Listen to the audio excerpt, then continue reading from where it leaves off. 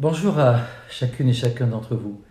C'est la dernière intervention que je fais pendant cette période de confinement qui va s'arrêter lundi 11 mai, après le week-end.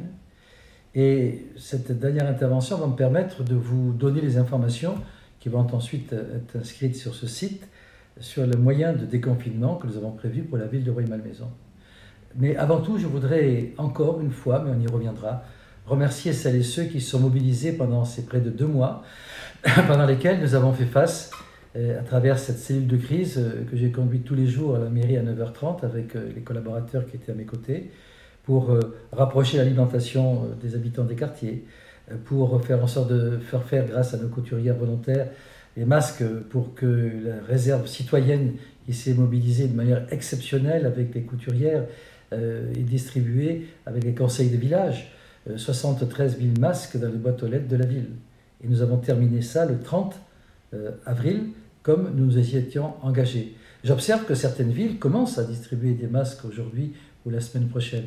Je pense qu'on peut être fier dans la ville de Rueil d'avoir pu anticiper tout cela pour que le plus vite possible, vous puissiez être protégés. Alors, nous reparlerons de tout ça, parce que j'ai à cœur de vouloir remercier toutes celles et tous ceux qui se sont mobilisés. On va en trouver certainement les moyens et l'occasion lorsque nous aurons dépassé cette crise. Aujourd'hui, c'est le déconfinement. À partir de lundi, nous allons mettre en place un système de déconfinement qui va toucher l'ensemble des éléments. Déconfinement, ça ne veut pas dire pagaille. Je vous rappelle quand même que la police municipale, pendant la période de confinement, a mis un certain nombre de PV. Plus de 17 000 contrôles ont été effectués par la police municipale et près de 700 procès-verbaux ont été donnés à des personnes qui n'ont pas respecté les règles. Et la police nationale, quant à elle, dans le même temps, a mis plus de 1000 procès-verbaux, ce qui est quand même considérable. Donc attention de continuer à respecter les règles qui sont celles du déconfinement. Nous allons commencer par les écoles, qui est incontestablement le problème le plus important avec les crèches. Alors pour les écoles, je vais signer cet après-midi l'arrêté d'ouverture des écoles de Rueil. Je suis favorable à l'ouverture de nos écoles. Je pense qu'il y a d'abord la volonté de reprise d'activité des parents qui doivent pouvoir laisser leurs enfants à l'école. Il y a la nécessité de s'occuper des enfants qui ont besoin d'aller à l'école, notamment les plus en difficulté. Et que tout ceci dépend bien sûr du personnel municipal, mais aussi du personnel de l'enseignement et des professeurs des écoles. Je remercie les directrices et directeurs d'école avec lesquels nous avons travaillé. Je remercie l'inspectrice d'académie, l'inspecteur départemental. Nous avons aujourd'hui la certitude que le nombre d'enseignants sera suffisant pour permettre d'ouvrir la totalité des écoles dans le cadre du respect pour les maternelles, les grandes sections, parce que les enfants vont reprendre le 14 mai, les écoles ouvrent à partir du 11, mais il y a 2 journées de pré-rentrée pour simplement se mettre dans le bain et préparer le travail. Et la rentrée effective sera donc le 14 pour les enfants. Donc pour les grandes sections maternelles, ça sera donc le 14, et ce sont des groupes de 5 à 10 élèves qui seront acceptés. C'est les parents d'élèves qui vont voir avec chaque des directrices et chacun des directeurs des écoles comment les choses vont s'organiser. Pour l'élémentaire, c'est la reprise le 14 aussi, avec des groupes de 15 enfants au maximum, dans les mêmes conditions. Et il va y avoir un courrier qui va partir aujourd'hui par mail à l'ensemble des parents d'élèves. Donc c'est à vous de prendre contact avec vos directrices ou directeurs et de voir dans les écoles comment les choses se passent. Moi j'ai visité plusieurs écoles pour voir comment, parmi les plus difficiles, on pouvait faire en sorte d'avoir suffisamment d'agents, nous les aurons, faire en sorte d'avoir suffisamment de contrôle, des sens de circulation, du nettoyage permanent. Et nos agents seront là pour le faire, que ce soit dans les couloirs de circulation, que ce soit dans les classes, que ce soit dans les WC, que ce soit dans les cantines scolaires qui fonctionneront, avec des places, avec les gestes de distanciation qui sont bien entendu prévus, avec des places identifiées, ne vous inquiétez pas, tout est parfaitement organisé grâce à la diligence des directrices d'école et des enseignants qui ont aidé notre personnel à le faire là depuis une dizaine de jours. Alors ensuite, nous avons les crèches. Nous avons 14 crèches dans la ville, 12 vont être ouvertes à partir du mercredi 13 mai. Là aussi, il y a 2 journées pendant lesquelles, lundi et mardi, le personnel va être à disposition des parents qui vont devoir venir pour pouvoir prendre les nouveaux contrats, parce qu'il va falloir signer les nouveaux contrats pour que le bébé puisse être pris dans la crèche. Et tout ceci va se mettre en place pendant les 2 premiers jours, lundi et mardi, et les enfants seront donc reçus à partir du mercredi 13 mai. Il y a 2 crèches qui resteront, 2 structures qui resteront fermées, c'est la Halte Jeu des Bons Raisins et la crèche des Caravelles. Là, c'est lié au problème de rapport qu'il y a entre le nombre de personnels que nous avons à la mairie qui sont à même de reprendre le travail, parce que nous avons des problèmes aussi avec notre personnel qui a des difficultés. Il y a des personnes qui sont en fragilité de santé, il y a des personnes qui doivent garder leurs enfants aussi, et qui peuvent ne pas pouvoir revenir travailler. Il y a beaucoup de bonne volonté de la part de notre personnel, mais il y a aussi des obligations auxquelles il faut faire face. Donc 2 crèches seront fermées, et la réglementation impose 10 enfants par bloc sanitaire.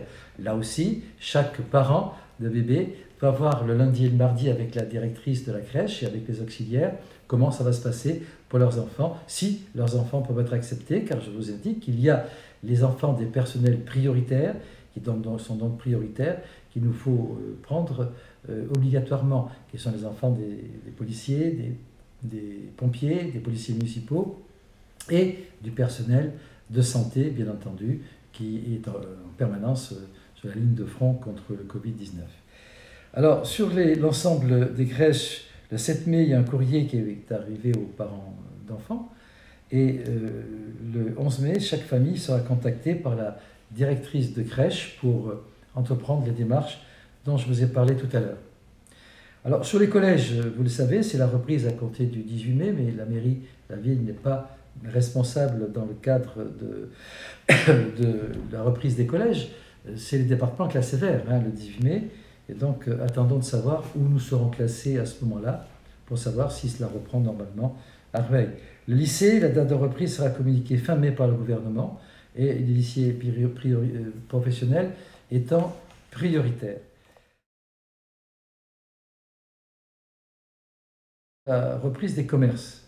Et nous avons donné des habitudes aux Rieuxoises et aux Rieuxois à travers les boutiques éphémères que nous avons créées dans des quartiers pour vous rapprocher de l'alimentation, à partir des points de retrait que nous avons créés, à partir de l'application commerce éphémère, mais commerce solidaire surtout, qui permet de commander par téléphone portable les paquets, les colis que l'on va retirer sur les points de retrait. Tout ceci va s'arrêter, bien entendu, vous le comprenez. Pourquoi? Parce qu'on va réouvrir les marchés et que l'ensemble des points de retrait, notamment à Buzenval, le dernier point de retrait sera le mardi 12 à Buzenval, le dernier point de retrait au Godard sera le mercredi 13, et à partir du 14 mai, les points de retrait seront fermés. Sur les boutiques éphémères, je vais maintenir la boutique éphémère de Michel Ricard jusqu'au 24 mai, parce que nous avons créé un besoin. Ce besoin est réel, je l'ai parfaitement compris, et nous allons faire en sorte que dans la foulée, dans la suite, début juin, nous puissions, à l'issue de l'enquête dont je vais avoir les résultats aujourd'hui même, qui a été faite par courrier et par site internet, je puisse voir le souhait de la population de ce quartier pour savoir si on fait le marché le samedi ou le dimanche, ou si on fait le marché à la place de l'Europe ou à Michel Ricard dans des conditions parfaitement sécurisées. Voilà, mais la municipalité et j'ai l'intention d'ouvrir un marché nouveau début juin dans ce quartier-là. Nous allons donc faire en sorte de continuer les paniers solidaires. Vous savez qu'on a des paniers solidaires, c'est-à-dire le moyen d'aider des familles défavorisées dans les résidences les plus sociales de la ville. Et nous avons annoncé ça par haut-parleur, par affiche, etc., etc. Et nous avons déjà vendu plus de 1700, 1800 paniers solidaires. On continue encore cet après-midi aux Outrées et aux Masurières. Et ce sont des familles vraiment qui sont en difficulté. Et donc le panier de 7 à 8 kilos est à 5 euros. C'est, je pense, quelque chose qui est accessible à tout le monde. Et il y a une énorme demande. Donc j'ai décidé de poursuivre ces paniers solidaires grâce au soutien de celles et ceux, notamment de notre ami Farouk, qui est un des animateurs du club de handball de la ville de Rueil, qui a eu l'idée de nous amener par Rungis tous ces produits à des prix imbattables. Je tiens encore à le remercier devant tout le monde. Voilà, donc nous allons réouvrir les marchés à partir du vendredi 15 à Buzenval, le samedi 16, bien sûr, à Jaurès, et le dimanche 17 sur les Godardes et sur la place Noutari. Voilà, la vie doit reprendre son cours d'une manière normale et il faut donner à ces commerçants qui sont des commerçants forains la possibilité de retrouver une santé parce qu'ils en ont besoin sur le plan financier. Mais c'est vrai que le système qu'on a mis en place à Rueil les a beaucoup protégés. Je suis très heureux de les entendre dire ce qu'ils me disent quand ce matin j'étais encore à Gallieni ou à Ribéry-hier, la satisfaction qu'ils ont d'avoir pu travailler pendant 2 mois, ce qui n'est pas le cas partout. On va réouvrir l'hôtel de ville à partir du 11 mai, de 9 h à midi et de 13h30 à 17 h. Ce sont de nouveaux horaires. Et bien sûr, ils vont figurer après mon intervention sur le site internet. Le samedi de 9 h à 12h30. Et nous allons, dans le cadre de cette réouverture de la mairie, réouvrir les mairies de village à partir du mardi 12 mai. Des services importants y sont rendus. Il me semble intéressant qu'on puisse les réouvrir également, et ça sera de 9 h à midi, de 13h30 à 17 h. Dans le cadre de la réouverture de la mairie, les mariages, les PACS et les cérémonies restent interdits. C'est-à-dire ne sont pas autorisés. Il faut attendre que le procureur de la République puisse nous autoriser à reprendre ces cérémonies. Les lieux de culte, eux, seront réouverts à partir du 11 mai, mais il n'y a pas de célébrations qui peuvent être organisées. Et les inhumations sont limitées à 20 personnes. Il y a une grosse attente pour les cimetières, je le sais, j'ai reçu une multitude de coups de téléphone de votre part. Les cimetières sont réouverts à partir du 11 mai. Et il y a de nouveaux horaires, faites attention. C'est du lundi au vendredi de 9 h à 17 h et le week-end et les jours fériés de 9 h à midi. Sur l'ensemble des services de la ville, nous allons réouvrir la médiathèque d'une manière progressive, car là il y a un problème d'adéquation du personnel par rapport aux services, vous le comprenez. Et à partir du samedi 16 mai, l'ouverture sera les après-midi de 14 h à 18 h, du mardi au samedi, et du click and collect, c'est le retrait sur commande après avoir réservé sur le site de la médiathèque, sera donc facilité, et l'accueil pour les abonnements et les réinscriptions, parce qu'il faut aussi refaire tout cela. Les ouvertures des pôles à partir de fin mai, et les dates seront précisées dans un communiqué ultérieur et seront indiquées bien entendu sur le site internet. Les musées et l'atelier Grognard seront réouverts à partir du mercredi 13 mai. Le conservatoire, lui, ouvrira d'une manière progressive. Vous aurez les informations sur la partie conservatoire du site internet. Et le directeur et avec les enseignants sont en train de mettre en place une réouverture progressive. Et d'ici là, les cours d'instruments à distance seront maintenus. L'office de tourisme réouvrira à partir du 13 mai. Il y a une délocalisation dans la boutique de l'impératrice Joséphine et on fera en sorte que dans cette boutique, on puisse laisser entrer que 2 personnes, 2 par 2, ça me semble évident. Les cinémas et les théâtres municipaux sont fermés jusqu'à nouvel ordre. Je pense que le 2 juin, nous aurons de meilleures nouvelles à ce niveau-là. Sur l'ensemble des problèmes de jeunesse, c'est la réouverture à partir du 11 mai. Vous verrez les détails dans le paragraphe jeunesse de notre site. L'atelier des mamans va réouvrir aussi par groupe de 10 au maximum à partir du 11 mai. Et nous avons une réglementation que nous allons mettre en place pour les espaces liberté qui seront ouverts, mais par des groupes de 10 maximum, avec bien sûr un encadrement, tout comme les foyers de jeunes dans les quartiers qui rouvriront parce que c'est un lien social très important, mais par groupe de 10 maximum. Le bureau d'information jeunesse, ce sera des groupes de 5 au maximum qui seront mis en place au fur et à mesure. Alors j'en arrive maintenant aux services sociaux de la ville. Je pense que vous avez peut-être rendu compte que pendant cette période de confinement, ils ont continué à fonctionner. Et je remercie le personnel qui s'est dévoué pour les faire fonctionner. L'accueil physique, 3 demi-journées par semaine, les repas livrés à domicile pour les plus fragiles, 350 par jour quand même, avec l'aide de la réserve citoyenne et la réserve municipale, la boussole, l'épicerie sociale qui ont été ouvertes, et les permanences téléphoniques renforcées du lundi au dimanche. Il y a eu plus de 200 appels par semaine. Donc merci à nos agents de services sociaux et de la solidarité pour cet immense travail. À partir du 11 mai, on reprend les horaires classiques d'accueil de ces services pour le CCAS et la Maison de l'Autonomie. Et le Resto Club et le Forum Senior, pour l'instant, restent fermés jusqu'à nouvel ordre, c'est-à-dire jusqu'au moment où on pourra avoir des regroupements qui dépassent le cadre des 10 personnes. Pour celles et ceux qui sont préoccupés par un problème de logement, le service de logement ne reprend pas son activité classique, c'est uniquement sur rendez-vous par téléphone. Donc prenez par téléphone un rendez-vous pour pouvoir faire en sorte qu'on puisse étudier votre dossier en mairie. Et le restaurant du cœur va réouvrir, c'est que celui de Rueil est le plus important de l'Ouest parisien. Il va réouvrir à partir du 19 mai prochain. Pour tout ce qui est sport et loisirs, mauvaise nouvelle, parce que tant qu'il n'y a pas d'arrêté préfectoral qui autorise à réouvrir les salles de sport, la piscine, les stades et les gymnases, ils resteront fermés. Je m'en suis entretenu à plusieurs reprises dans une visioconférence avec mon adjoint Olivier Godon, avec l'ensemble des présidents des clubs de sport. Je sais que c'est difficile, mais à partir du moment où l'État dit que ça doit rester fermé, le maire ne peut pas réouvrir. Il en va de même pour la promenade sur les bords de Seine et la forêt de Saint-Cucufa et l'ensemble des parcs et jardins. J'ai néanmoins demandé au préfet qu'il y ait une dérogation sur la promenade des bords de Seine pour les vélos.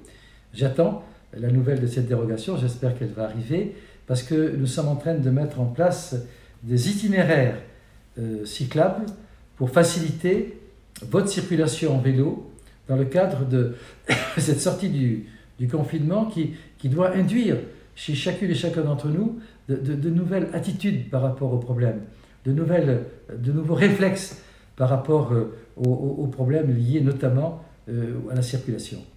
Donc tout ce qui peut favoriser le vélo sera fait à Rueil en fonction des contraintes que nous avons. Je voudrais que chacun le comprenne. Nous avons des rues trop étroites qui ne peuvent pas permettre de faire des pistes cyclables partout.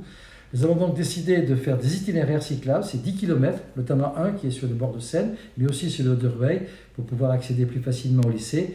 Ces itinéraires cyclables vont prendre des rues qui sont aujourd'hui à 30 km/h, pas de problème. Ils vont aussi passer par des rues qui sont aujourd'hui à 50 km/h.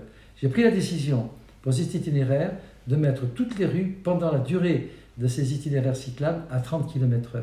C'est une expérience que l'on fait et on fera le point, bien sûr, d'ici la fin de l'année pour savoir si ça doit durer, parce que tout ceci est éphémère, mais peut aussi être durable. Et je pense qu'il faut faire l'effort dans ces rues de passer de 50 km/h à 30. Pourquoi? Parce que je vais inciter par des itinéraires cyclables des enfants, des personnes, à utiliser ces rues avec les voitures, et qu'il est bien évident que je ne peux pas accepter que l'on passe d'une rue à 30 à une rue à 50 km/h. Tout le monde le comprendra. Et à partir du 11 mai, l'ensemble de ces itinéraires seront balisés et jalonnés. Deux bonnes nouvelles. Le département, avec son nouveau président, et bien sûr, je pense de manière très émue à Patrick Devedjian, qui est malheureusement décédé, et son nouveau président, Georges Siffredi, travaille d'une manière très positive avec les maires, et notamment le maire de Rueil. Et nous avons décidé avec lui de mettre en place une piste cyclable sur la RD 991, c'est-à-dire Colmar, c'est-à-dire Château-Nanterre, à partir de la fin du mois de mai. Et donc, ne vous étonnez pas si vous voyez les travaux, parce que ces travaux vont intervenir assez rapidement. Et nous aurons ensuite, pour fin juin, parce que c'est beaucoup plus compliqué, une piste cyclable qui sera organisée sur le RD 913, c'est-à-dire de Bougival jusqu'à Nanterre. Et ça, c'est une révolution, car jusqu'à présent, on n'avait pas réussi à mettre ça en place avec le département. Donc je remercie une fois de plus mon ami Georges Siffredi d'avoir accepté tout cela. Alors, puisque là, j'en suis sur le déplacement, il y a le problème du stationnement.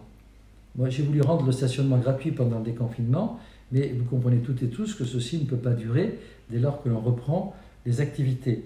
Donc, il y a des décisions qui sont prises progressivement, et je vais, à partir du lundi 18 mai, et seulement à partir du 18 mai, rétablir le stationnement payant en zone rouge, et en zone rouge seulement. Pour augmenter les rotations, des voitures, éviter les voitures ventouses, les rotations des voitures, puisque la zone rouge est une zone hyper commerçante, pour faciliter le travail de nos commerçants qui en ont bien besoin, parce qu'ils vivent des moments très difficiles. Donc tout ce qui peut être fait pour faciliter l'accès à la clientèle est bienvenu. Mais je prends en même temps la décision que dans les parkings souterrains, il me revient d'accepter d'y aller parce qu'ils sont bien souvent à moitié pleins. Je passe à 1 heure gratuite la durée de gratuité sur ces parkings souterrains qui était de 30 minutes. Donc on double le temps, et ceci à partir du 18 mai. Pour le stationnement en zone orange et en zone verte, on attend des orientations du gouvernement le 2 juin, et à ce moment-là, je verrai comment on va faire en sorte d'organiser les éventuelles modifications ou reprises de tarifs dans ces zones-là. Bien, pendant la période de confinement, près de 2 mois, vous avez dû, je présume, faire le ménage dans vos greniers, vos caves, vos appartements, vos pavillons, vos garages, et il doit y avoir des encombrants à évacuer. Donc j'ai pris la décision de réouvrir la déchetterie de Léon Hourlier à partir du samedi 16 mai, et elle sera réouverte tous les samedis, comme d'habitude. Mais en même temps, je fais en sorte de créer 2 déchetteries mobiles dans la ville pour alléger la déchetterie de Léon Hourlier et ainsi aller dans le sens des riverains qui peuvent être gênés par le trafic qu'il y a sur cette déchetterie et pour apaiser les esprits de telle sorte qu'on retrouve un équilibre tout à fait normal dans la ville. 2 déchetteries amovibles, ce sont des camions, vous verrez tout ça, spéciaux.